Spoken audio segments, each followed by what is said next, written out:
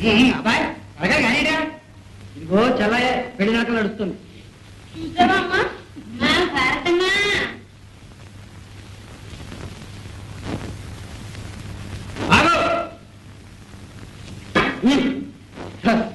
బెదరకొచ్చావే పోలగా. ఆగమని కదా బస్తా కదా. ఏంటిది? ఈ పంట నువ్వు పట్టడానికి వెళ్ళేది. ఇంకెవరు? నేను. ఏ నువ్వు పండించావా? ఎవరు పండిస్తే ఇది నాది. అంటే అంతేనా? కర్ణగారు అడుగు. రై వస్తారు కదండ్రా. ఎందుకు అయ్యాడు? అబ్బాయి ఈ కుర్ర తిరసరలు మన దగ్గర సాగు అనగా ఇది గవర్నమెంట్ రికార్డు అనుకున్నారా లేకపోతే తాకలి పద్దు అనుకున్నారా? లెక్క దాకలా. ఏ లెక్క దాఖలైనా ఏటెళ్ల కాలం కష్టపడి పండించుకున్నా ఇప్పుడు పేసి పెడతారా? న్యాయమేనా? న్యాయమో ఏవో నేను చెప్పవలసింది చెప్పాను. మీకు అంతగా నచ్చకపోతే పెద్ద మనిషి సాగరయ్య గారు ఉన్నారు, ఆయన దగ్గరికి వచ్చి పరిష్కారం చేసుకోండి. ఎరా పొలయా అలా అన్నారు. బాగుంది పొలండి. ఏమంటారు? సరే పదండి. చెప్పి సాగు చేసుకున్నా ఈ తిప్పలు తప్పల. అక్కడికి ఎందుకు నాన్న? పిల్లితో కోర్టు ఇచ్చినట్టు. ఎక్కడికి వెళ్తే ఎరా? సాగరయ్య గారు మాత్రం మనం చేసుకున్న భూమిని కాదంటారా? ఇంత అన్నాయమా? కమలరా చూసావా భూసాయ, దీపారం పోలాయి పేరున ఉందంట. సాగరయ్య గారి దగ్గరికి తీర్పుకి వెళ్తున్నాం.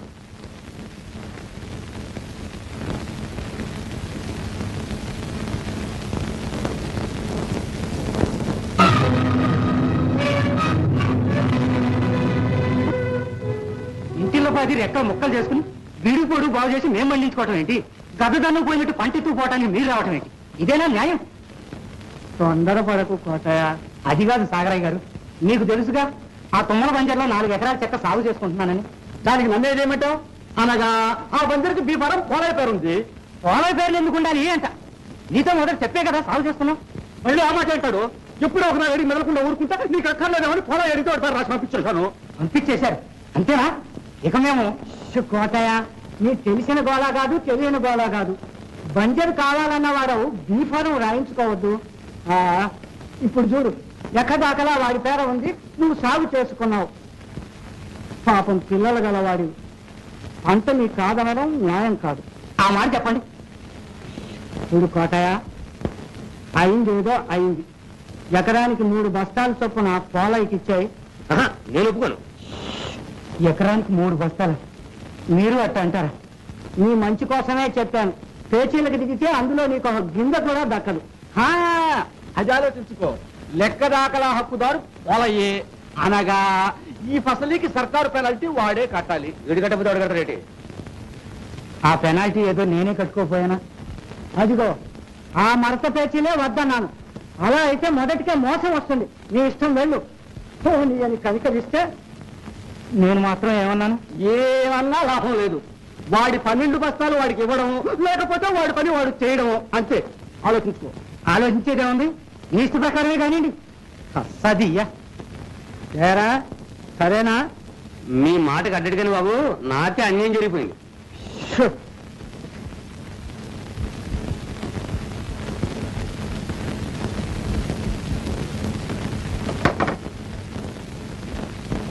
కోటయ్య, అయ్యా చూడు, నీ పాత కవులు బాకి 16 బస్తాలుంది, పంపించాయి. బాబు 7 పిల్ల పెళ్లి తలపెట్టుకున్నాం. మీరు కనికరిస్తే వచ్చే ఏడు మీ బాకీ తీర్చుకుంటాను. బాగుంది. ఈ ఎంకి బెళ్ళి శుద్ధి చావుకు వచ్చిందట. తమరు అట్టంటే కాదు, ఈ శుభకార్యం మీరు చేయించారనుకుంటాను. నువ్వు అనుకోవడానికే ఎన్నైనా అనుకుంటావు. పొడిచేద్దాం అనుకునేగా నా కవులు అమాంతంగా మానేసి బంజరుకి ఎగపడ్డావు. ఏం పొడిచాడులేండి, ఈ 12 బస్తాలు అంటే ఆకులో అన్నం అంగుట్లో పడేలాగా ఆటంకాలు ఎన్నో. ఎవరు చూచాడు? నా కవులు పనికిరానిది నా బాకీ పనికొచ్చేదినా? ఆ వేషాలేం కుదరవు. నా బాకీ చెల్లించి తీరాల్సిందే. అట్ట అంటే న్యాయమా సాగరయ్య గారు? ఏ అన్యాయమా? అన్యాయపు సొమ్ముకు నేను ఎప్పుడూ ఆశపడను.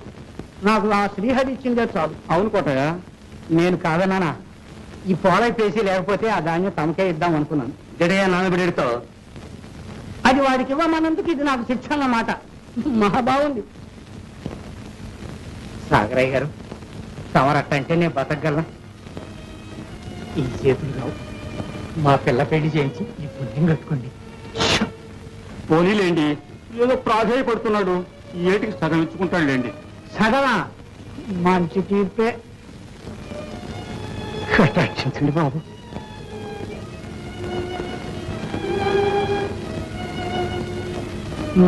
సరే, మెత్తని మనసు వాడినందుకు ఇదే ప్రాయశ్చిత్తం.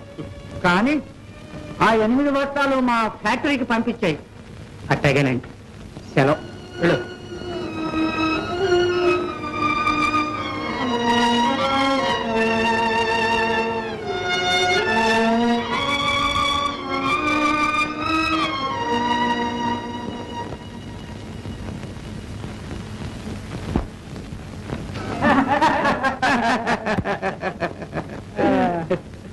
చూసావా సాంబయ్య, వీళ్ళ బంజర్ సాగు ఏం చేశామో?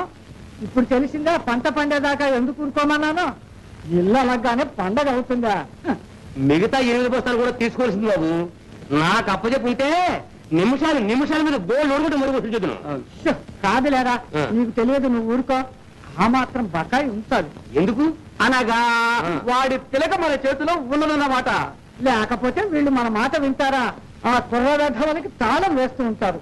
ఓహో, అదా సంగతి. ఒరేయ్, నువ్వు పోరా. నీ బస్తాలు నువ్వు తీసుకొని ఇంటికి పో. మళ్ళీ సంవత్సరం దాకా నన్ను అడగకూడదు, తెలుసా? సంవత్సరం ఉంది బాబు. మళ్ళీ అయిపోయిందా కరెక్ట్గా? అది పెట్టి కొట్టబట్టి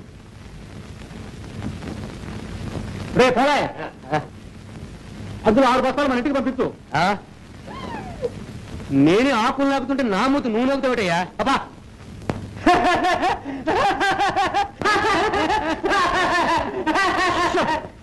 సాంబయ్య, అయ్యా, కొంప తీసి ఆ బంజర్ చెక్క సాగు రిజిస్టర్లోకి ఎక్కించావేమిటి? అంత తెలియదు కోపం చేస్తాను. ఎక్కించకు. అది మా పడమటి పొలంలో కలిపి సాగు చేద్దాం అనుకుంటున్నాను.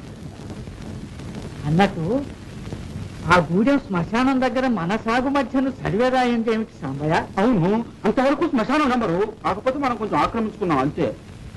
ఏమైనా అక్కడ రాయి ఎందుకు అసందర్భంగా? సాగును బట్టి రాయా, రాతిని బట్టి సాగా? తీసి అవతల పాతి. అమ్మో కష్టం.